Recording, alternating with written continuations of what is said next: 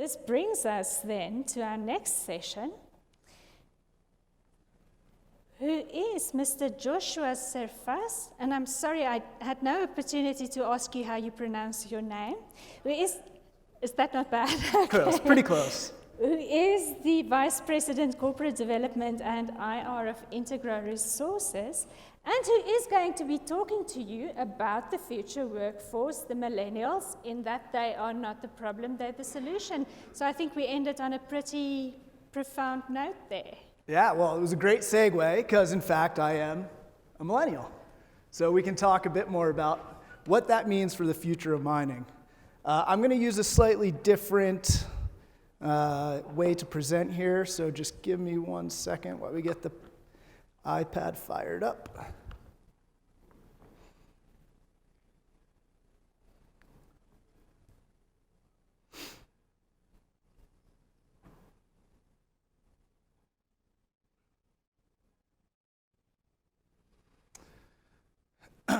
Good morning, everyone.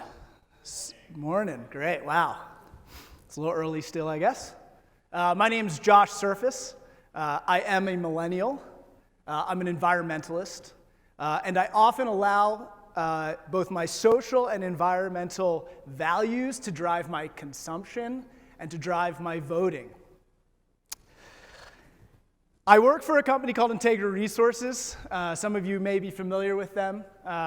It came out of a company called Integra Gold, where we like to think we did things a bit differently. We ran the Integra Gold Rush Challenge, which was a $1 million crowdsource initiative. We had 100 years of mining data that we put out there and said, show us where to drill.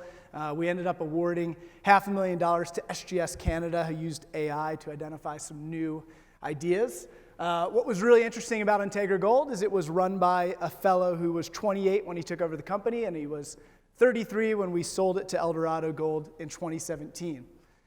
We now operate a project in southwestern Idaho called Delamar. It's a former Kinross asset, and it's very similar in terms of a lot of historic data. It's very interesting for us because it allows us to think differently about how we explore, how we develop. This morning, as I sat down to my avocado toast and my oat milk latte, I began to reflect a bit on my journey, which was from a self-described hippie in college to a happy employee of an emerging development story. And why does this matter? I mean, why should we care about my journey from a hippiness to mining? Well, to quote a song that was written long before I was around, the times, they're changing.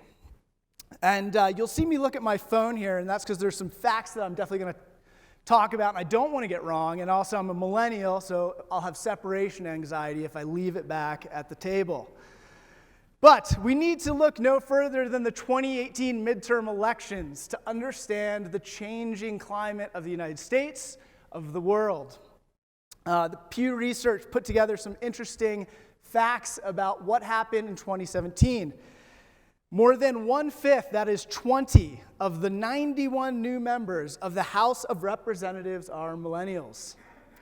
Congress now has 26 House members that were born between 1981 and 1996. In 2017, before this election, there were 5. Following the midterm elections, 6% of the House of Reps are millennials and 32% are Gen X. Turnout rates in 2017 shattered previous records. Millennials are now the largest voting bloc in the United States, 62 million eligible voters. So why should we care? In addition to that, CNBC estimates that $68 trillion is going to be transferred from the baby boomers to Gen X to millennials, making millennials the largest, most powerful consumer group in the history of the world. This begs the question, what do we care about? Because not only are we the future employees, the current employees, but we're the future investors of the space. So Deloitte, amongst other things, does a lot of interesting data compilation on values, and they do one on millennials, which is actually quite interesting. And essentially, they broke down the values of millennials into three things. Millennials care greatly about social inequality in the world. Millennials care deeply about climate change. They don't believe that climate change is coming. They believe we are in a climate crisis now, and that the government and that corporations and that individuals need to step up to do something. Thirdly, and this is one thing that should shake us all to the core as business people, millennials are inherently suspect of motives of corporations. They do not believe that corporations consider the consequences of their decisions when pushing forward an agenda. That is something we need to change. We are a generation that is values-driven. We talked about truth yesterday. We seek that. We seek truth. And we are incredibly informed. We are willing and able to access data 24/7, blogs, social media, whatever it may be. And in fact, Deloitte pointed this out, which is very interesting.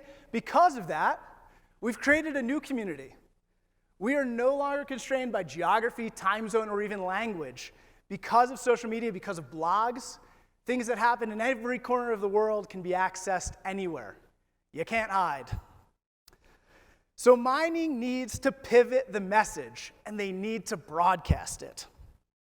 The whole crux of this presentation came out of two conferences I went to last year, where I left absolutely infuriated. The first one, the keynote speaker was fantastic. He did a great job. He went through all of the, I guess I'm not pointing to anything but a cartoon, but he went through all of the facts that I went through earlier on the midterm elections. And he went into much more detail than I did, almost ad nauseum, of potential future candidates and what their policies might look like and how that's going to affect mining and the extractive technologies. And then he turned to the crowd and with a dead serious face said, "The future of mining will be about electing conservatives." And I literally almost burst out laughing until I looked around and realized that I was one of maybe a dozen millennials in the audience, and no one else found it quite as funny as I did. A few months later, I went to another conference where yet again there was a panel this time on millennials. Mind you, a panel without a single millennial.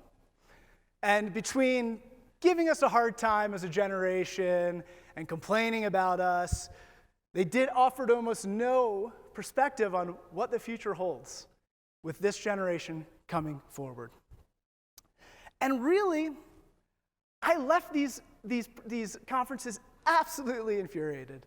And I kept thinking, I am not the problem. My friends are not the problem. My peers are not the problem. In fact, if we cannot see millennials as potentially the greatest opportunity for the mining industry, then we're in some serious, serious trouble. And it is really, really simple.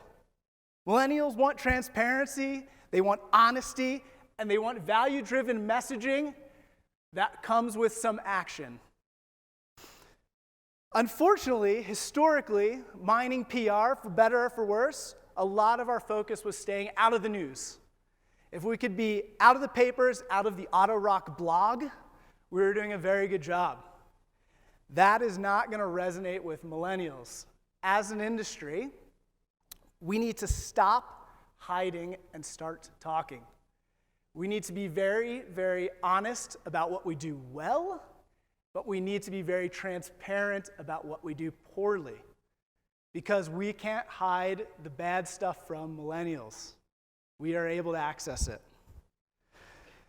And it's really not that difficult of a thing to do, because what mining cares about is what millennials care about.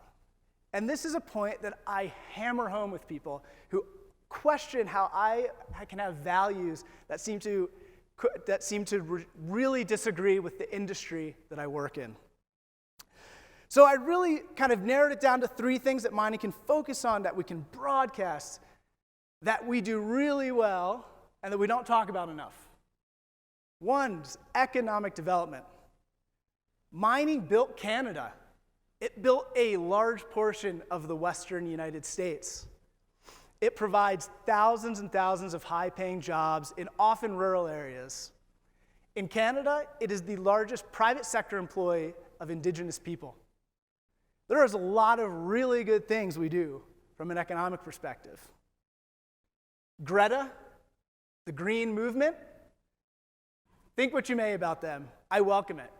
Because everything that they want, solar panels, wind turbines, batteries, all of those things require a lot of material that has to be extracted from the earth. And it's a lot of material that can be extracted safely, sustainably, and for a mining company, very profitably. Second, social equality. Did you know that 1 in 4 board members of mining companies are women? Still a pretty dismal statistic, but better than the global average. We never talk about it. Women are starting to come into the mining industry, and we had 2 with the Unearthed, 2 women founders of the Unearthed competition, and companies are starting to react. You know, for geologists and engineers, they're changing around the fly in, fly out schedules during the early child rearing years for both men and women to help start families, to help promote equality within the workspace. And that's really important, especially in an era of Me Too, where we're seeing titans of industry fall. We're actually doing a lot of good stuff. We need to get it out there. We need to talk about it. We need to broadcast it. Environmental issues, a big one, obviously. Sudbury, I heard someone was talking about Sudbury yesterday. Historically, a big mining hub, has some issues environmentally. Now it's some of the cleanest air in Ontario. The reason for that? A lot of investment from mining companies and from the government in reforestation, in reclamation of ground. Really doing a fantastic job at returning Sudbury to what it was. Mining is often judged on our past, and that's a fair judgment, but we need to talk about how we're dealing with the past transgressions and how we're moving forward. Two mines that often get talked about, but we haven't talked about the future mine. I like to think that the future mine, in some ways, we're already got some of those. The Borden mine, Newmont Gold Corp, is going to be completely battery-powered, low carbon emissions. KL Gold's Macassa, 80% battery-powered, very low carbon emissions. These are great things, and they're shared heavily within our community. But when it comes to what's going outside the community and into the broader world, we need to push those. Now, I don't always talk about oil and tech a lot, but I think that they can give us some really good examples of how to do it better. Big oil, often a punching bag. In 2017, the American Petroleum Institute, they took out a 30-second Super Bowl ad, a $3 to $5 million spend, and it didn't focus on how well we take oil out of the ground. You know what it focused on? The soft benefits of oil, how oil makes space exploration possible, how oil makes art possible, how oil makes makeup possible. It was about relevancy. It was about how this is relevant in your life outside of putting gas in my car. Big tech is another great example. You know, we can drag Lyft and Uber through the mud for poor IPOs, for striking drivers, but I curse the city that I get off an airplane in and I cannot get an Uber. I may agree with some of those striking drivers, but they're relevant to my life. Uber has made my life easier and simpler, and it's been relevant to me. Mining needs to demonstrate its relevancy, and that is key. So, with this in mind, excuse me, a quick water break. With this in mind, what needs to change? First, and we've actually heard this a few times today, which is quite great to hear, and you don't always hear about it, the cycle. Mining is notorious for age gaps. It's notorious for hiring and firing based on a price of something we cannot control. When I was preparing for this talk, I sat down with a podcaster, and he asked me, have you ever heard this theory that mining has a really tough time at attracting top caliber talent because we can't guarantee them future jobs when things get tough? And initially I thought, you know, I've worked with some incredibly talented people, some really smart people, so no, I don't know if that's true. And then I thought back to a down cycle, and I thought, I've seen a lot of those people leave and not return. One of our board members graduated with a class, UBC of geology, and we were chatting about this. And of his class, UBC, University of British Columbia, very large mining program, geology program, only 3 people that he graduated with in geology still work in the industry. How can we attract millennials without guaranteeing their job in the future? We can't. They're going to go elsewhere. Tech continues to invest in research and development when things are tough. Amazon ran a deficit for years to become a mammoth.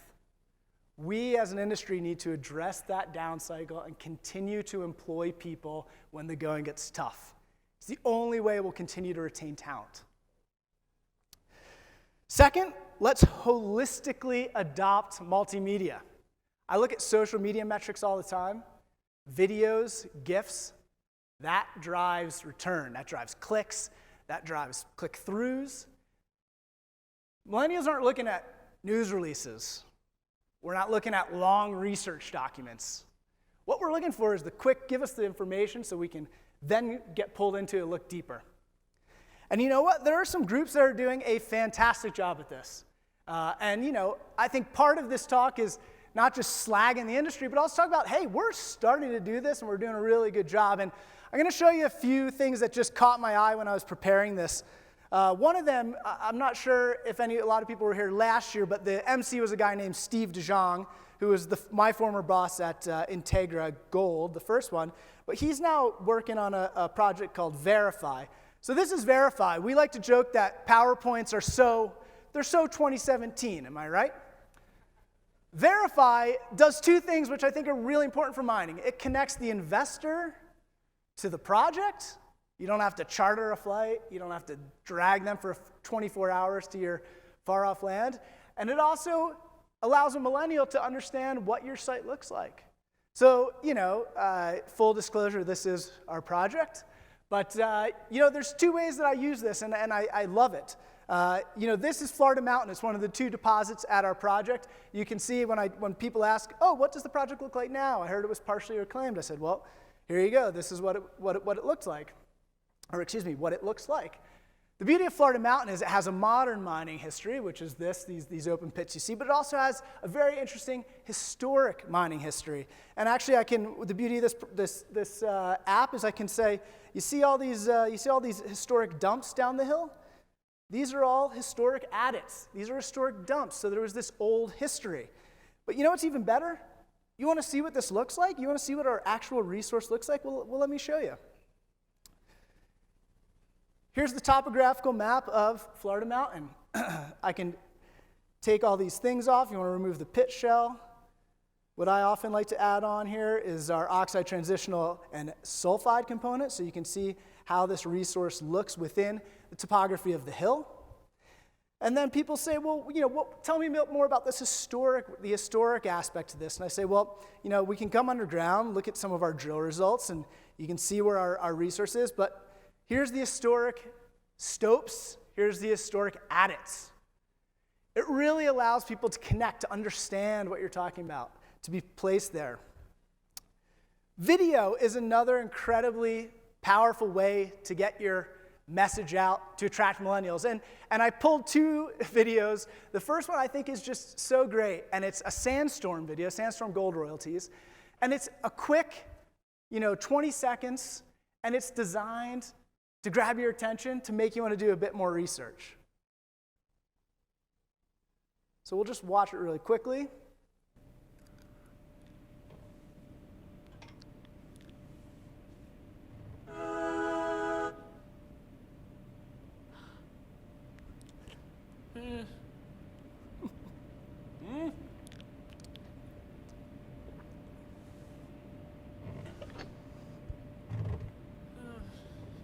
There's a brighter way to invest in gold. Sandstorm Gold Royalties. Learn more at sandstormgold.com. So if you look at social media metrics, short videos kill it.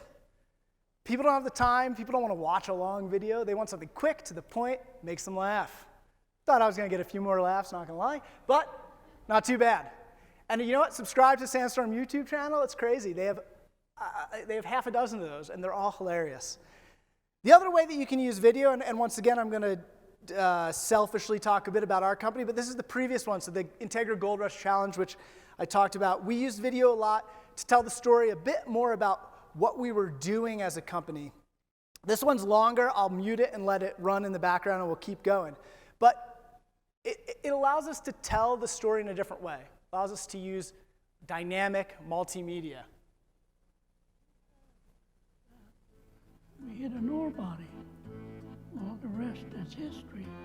And in this case, it also allowed us to go to the old miners and interview them so that history is not lost. Because millennials love the history of things as well. Les bars, les nightclubs, les prostituées, c'était un vrai Klondike. Les mineurs, ils avaient fait un dynamitage. Puis quand on a rentré le matin, c'était jaune partout à terre. C'était réellement un boomtown. You know, we had to spend some money to do this, but it worked really well. People talked about the video. People understood, they connected what we were trying to do with this historic data to what we were trying to do as a modern mining company. We need to spend the money to access, to create, and to produce multimedia, whether it's blogs, whether it's videos, whether it's a real adoption of social media. Third, we need to prioritize values-driven interaction. And in many cases, that's already here, but we can do a better job. You know, I work for a junior, I work for a developer, I'm very good at promoting the project. I can tell you our economics, I can tell you how we're going to grow the resource, and we're going to do this really well, and we're going to make a lot of money. You know what juniors and promoters and storytellers don't always do in mining?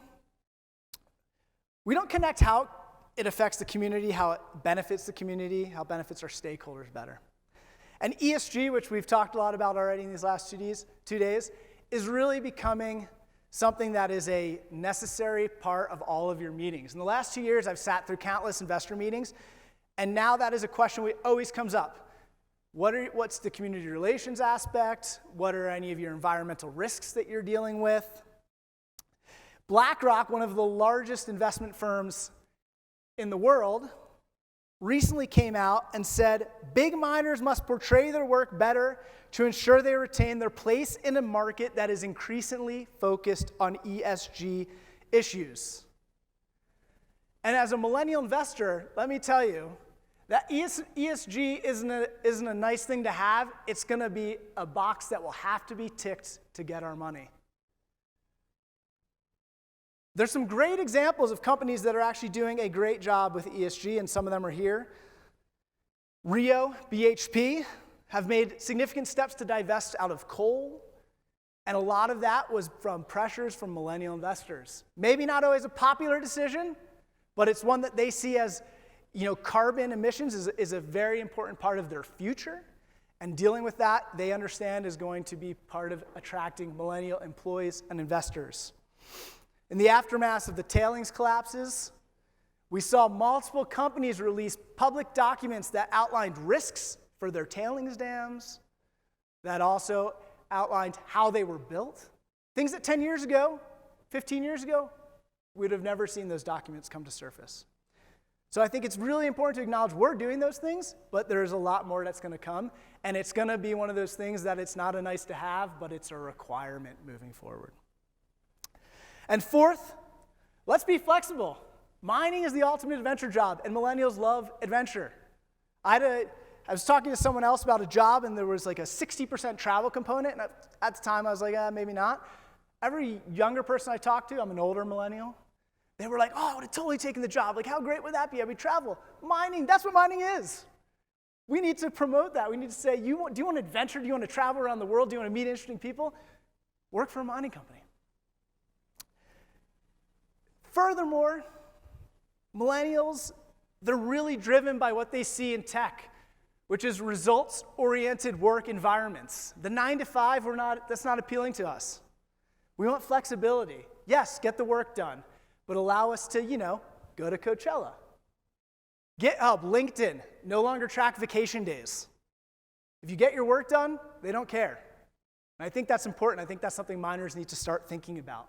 In fact, I was hit with that recently when Integra Gold was sold. I wanted to take some time off to travel. I thought, how often do you get this opportunity in life? And so I went and sat with my boss at the time, Steve, and I said, Steve, I know we're working on this new Integra Resources thing. I really want to come work for the team. But I just feel like I got to take this opportunity to travel. And you know what he did for me? He actually went to bat. He went to my current boss, and he said, I'm going to support Josh. I think he's right. I think he doesn't have kids. He and his wife have this opportunity, and they're going to travel. And, they didn't promise me a job, but they said, Josh, you're valuable. You bring a lot to the table. Tell us when you're back from traveling, and we'll see if we can make it work. And it did. And about a year and a half after that, I had to go talk to George, and I said, George, my wife got a really good job opportunity in Denver. And George didn't turn to me and said, well, Josh, it was great working with you. Good luck. He said, you bring a lot to the team. Let's see if working from Denver works. And, a year plus later, here I am remotely working from Denver. And it's almost as if nothing has changed. And the key here is really simple. Millennials expect the office to work around their schedules. And that doesn't mean ping pong and free beer. That means the ability to accommodate employees in a borderless world. And to me, that's also really an important thing for mining companies because that means you can attract talent from anywhere in the world, no longer constrained by location. Talk about attracting superstars. Have you looked all around the world? That's what millennials are after.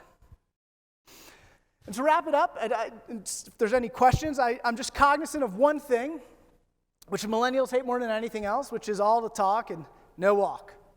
So I've got 3 things that I feel that we can leave here today and start implementing. First, hire the person, not the job. High competency is a key part of any hire. They can take on stuff far outside of their knowledge base, far outside of what they were trained for. Secondly, give them a spot at the table. Millennials are way less concerned with job title and more concerned with fulfillment and how what they do each day provides value to the company. That's not always an easy thing to do, but to sit and spend 10 minutes a week saying, this is how you affect our projects all around the world. What you may think your little cubbyhole of responsibility, it hits everything. And third, we need to be present where millennials are present. I jokingly say Coachella, but South by Southwest, social media, all these places that naturally draw millennials, mining needs to have a presence there. We need to be cool. Tech has done a really good job at doing that. We can learn from them. So with that said, I have a Soul Cycle class to get to and a kombucha waiting for me. But I do appreciate your time. I have 2 minutes if there's any questions. Otherwise, I'll be around for the rest of the day. But thank you very much.